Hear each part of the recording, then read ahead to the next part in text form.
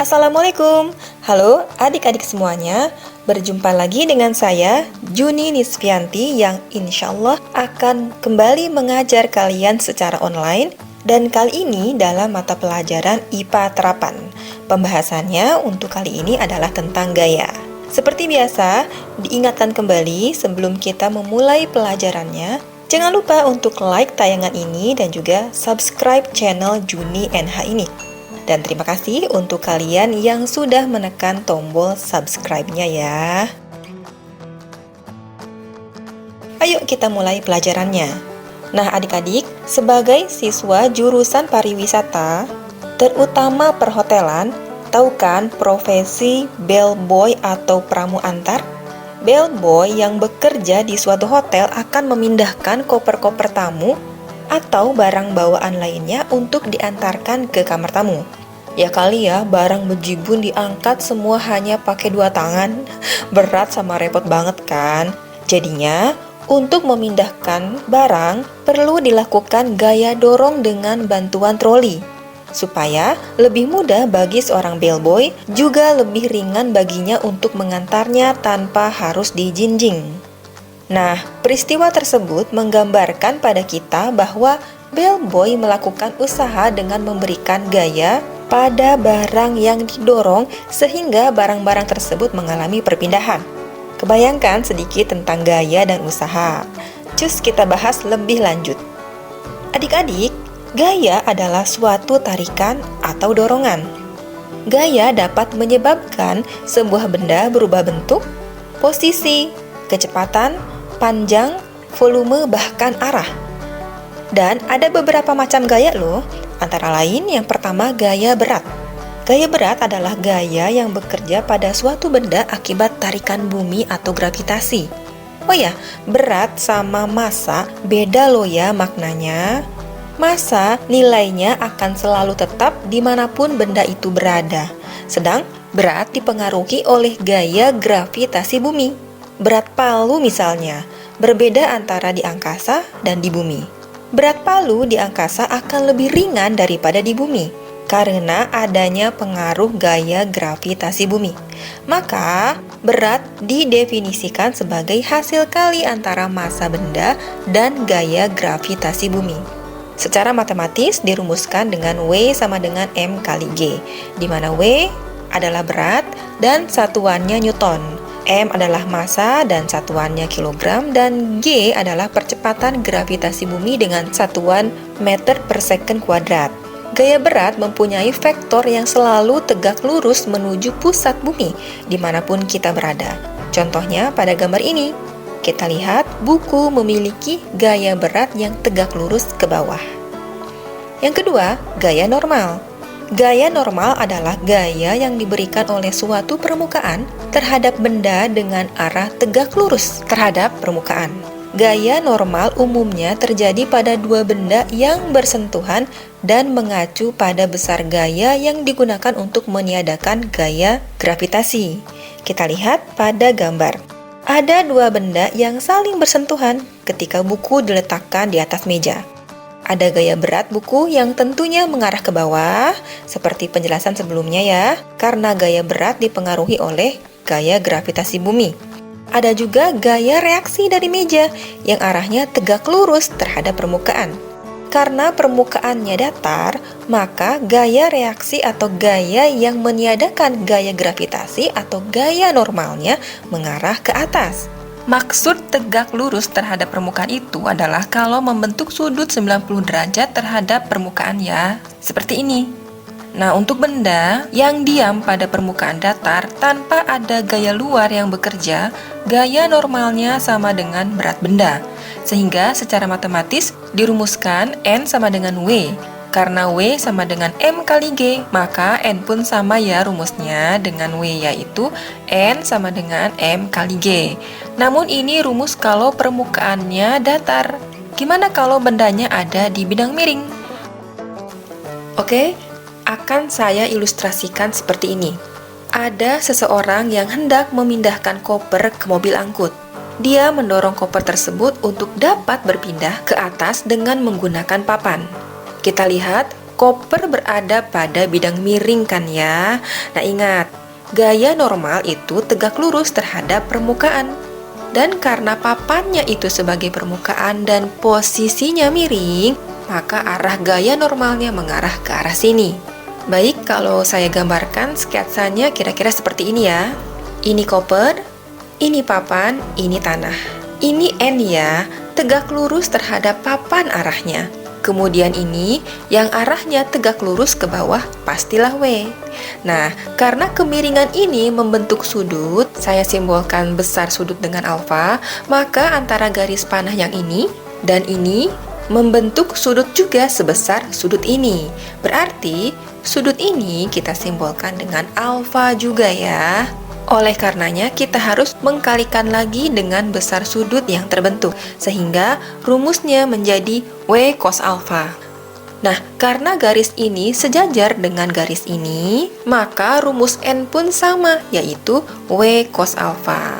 Dan karena rumus W itu adalah M kali G, maka bisa juga rumusnya menjadi M kali G kali cos alfa. Ketiga, gaya gesek. Gaya gesek adalah gaya yang diakibatkan oleh sentuhan langsung dua permukaan dan arahnya berlawanan dengan gerak benda atau arah kecenderungan benda bergerak. Semakin kasar suatu permukaan, maka gaya geseknya semakin besar ya. Apalagi kalau bendanya segede gini ya. Dan itu juga artinya jika permukaannya licin, maka gaya geseknya sangat kecil, bahkan tidak ada.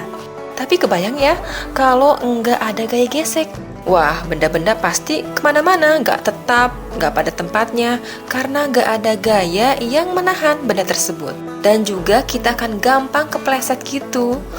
Oh ya, gaya gesek juga bisa membuat perlambatan atau perubahan kecepatan pada benda. Adik-adik, gaya gesek itu ada dua. Yang pertama, gaya gesek statis. Gaya gesek statis adalah gaya gesek yang bekerja pada permukaan antara dua benda yang bersentuhan yang tidak bergerak satu sama lainnya. Kuy, perhatikan gambar ini untuk dapat mengilustrasikan arah-arah gaya. Ini ada sebuah box yang pastinya kalian sudah paham ya. Box ini memiliki gaya berat, kemudian juga ada gaya normal yang tegak lurus terhadap permukaan. Kemudian ketika box diberikan gaya ke arah kanan misalnya, dan benda berada di lantai kasar, maka akan ada gaya gesek yang tentunya berlawanan arah dengan gaya yang ini. Kalau gaya F ke kanan, maka gaya gesek ke kiri. Sebaliknya, jika gaya F mengarah ke kiri, maka gaya gesek mengarah ke kanan. Nah, kalau digambarkan sketsanya kira-kira seperti ini ya adik-adik. Karena box ini dalam keadaan diam atau tepat akan bergerak, maka dia memiliki gaya gesek statis atau Fs. Sebuah benda tidak akan bergerak atau diam jika Fs lebih kecil dari F. Misal gaya yang diberikan atau F sama dengan 10 Newton dan Fs-nya 12 Newton. Maka box ini akan diam atau tidak bergerak ya. Karena apa? Karena gaya lebih kecil dari Fs. Akan tetapi bagaimana kalau besarnya F sama dengan Fs? Maka benda tepat akan bergerak. Contoh misal F dan Fs-nya sama-sama 10 Newton, maka benda tepat akan bergerak. Dan jika misalkan F-nya 20 Newton dan Fs-nya 15 Newton, di mana F-nya lebih besar dari Fs, maka benda akan bergerak. Dan adik-adik, besarnya gaya gesek statis atau Fs adalah hasil perkalian koefisien gesek statis atau μs dengan gaya normal. Dan karena gaya normal memiliki rumus M kali G, maka rumus Fs bisa juga ditulis seperti ini. Selanjutnya, gaya gesek kinetis. Gaya gesek kinetis adalah gaya gesek yang bekerja antara dua permukaan yang mengalami gerak relatif satu sama lain atau yang bekerja saat benda bergerak dan dapat dicari menggunakan rumus Fk sama dengan μk dikali N atau Fk sama dengan μk dikali M dikali G. Nah, supaya kalian lebih paham lagi, coba deh perhatikan contoh soal ini. Untuk soal yang pertama, balok bermassa 1 kg sedang diam di atas permukaan bidang datar kasar. Koefisien gesek statisnya adalah 0,4 dan percepatan gravitasinya adalah 10 meter per second kuadrat. Tentukan besar gaya gesek statis. Nah, di dalam soal ini ada data ya. Kita cari datanya yang berupa angka dan kemudian kita tuliskan pada bagian diketahui. Di sini ada angka 1 kg. 1 kg ini adalah menunjukkan massa ya, berarti yang diketahuinya yang pertama adalah massa balok sama dengan 1 kg. Kemudian data yang kedua adalah 0,4. 0,4 itu adalah sebagai koefisien gesek statis atau mu s. Kemudian di sini ada data lagi 10 meter per second kuadrat. Ini adalah besar percepatan gravitasi atau G. Kemudian yang ditanyakan adalah besar gaya gesek statis atau Fs. Seperti yang sudah saya jelaskan sebelumnya, bahwasannya untuk mencari Fs ada dua rumus. Yang pertama, mu s kali m kali g atau mu s dikali n. Kita sesuaikan aja dengan diketahuinya. Karena di sini yang diketahuinya adalah m, mu s dan g, berarti kita memakai rumus yang ini. Oke, kita masukkan rumusnya dan kemudian data-datanya 0,4 dikali 1 dikali 10 sama dengan 4 Newton. Maka besar gaya gesek statisnya adalah 4 Newton. Soal kedua, koper bermasa 10 kg yang terletak di atas permukaan bidang datar kasar ditarik oleh seorang pramu antar menuju kamar pesanan. Jika koefisien gesek kinetisnya 0,1, tentukan besar gaya gesek kinetisnya jika G sama dengan 10 meter per second kuadrat. Untuk menyelesaikan soal ini, sama seperti yang pertama, kita mencari dulu datanya ya. Di sini ada angka 10 kg. 10 kg itu apa? Ternyata dia adalah massa koper. Kemudian di sini ada angka lagi 0,1. 0,1 itu adalah untuk mu k, koefisien gesek kinetisnya. Kemudian 10 meter per second kuadrat. Ini adalah untuk percepatan gravitasi. Yang ditanya adalah Fk atau gaya gesek kinetisnya. Oke, kita sama-sama jawab. Saya tampilkan lagi rumus Fk-nya di sini. Karena di sini yang diketahui M, mu k dan G, maka kita memakai rumus yang ini ya. Tinggal kita tulis rumusnya dan kita masukkan data-datanya, angka-angkanya. Mu s-nya 0,1, M-nya 10, G-nya 10. 0,1 dikali 10 dikali 10 sama dengan 10 Newton. Baik adik-adik, mudah-mudahan penjelasan dan contoh soalnya bisa dipahami oleh kalian. Dan untuk lebih memahami lagi materinya, ayo deh kalian latihan soal dulu. Di sini ada 3 soal. Insya Allah saya yakin banget kalian bisa mengerjakan semuanya. Ayo semangat untuk mengerjakan soal-soalnya. Jangan lupa ya, kerjakan dengan teliti dan cermat serta tentunya sesuai dengan penjelasan yang telah saya berikan. Sampai di sini dulu materinya, kita ketemu lagi di pertemuan berikutnya. Terima kasih dan wassalamualaikum warahmatullahi wabarakatuh.